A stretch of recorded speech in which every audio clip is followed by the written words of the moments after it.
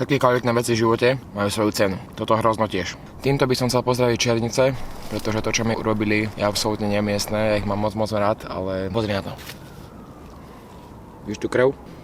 Neviem, či to je vidno, ale som doškrabaný ako od kocúra. A prhľava?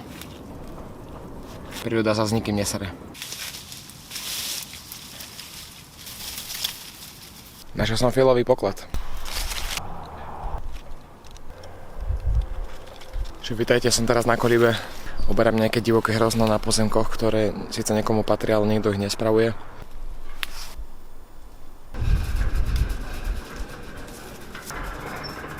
Divoké hrozno.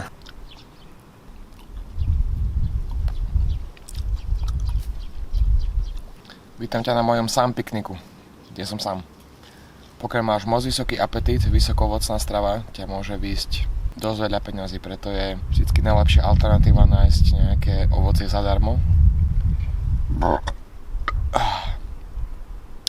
Ja som také našiel.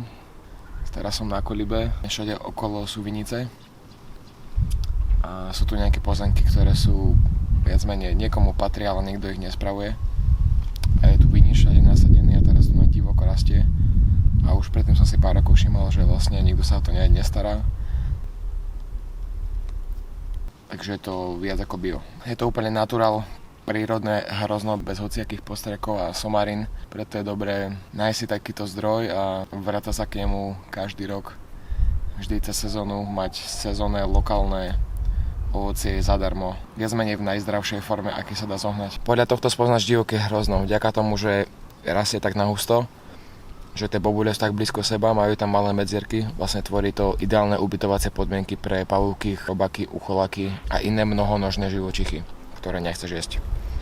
Takže ak nechceš jesť nejaké živočišné bielkoviny navyše, tak ich popros nech opustia svoje ubytovanie v tvojom záujme.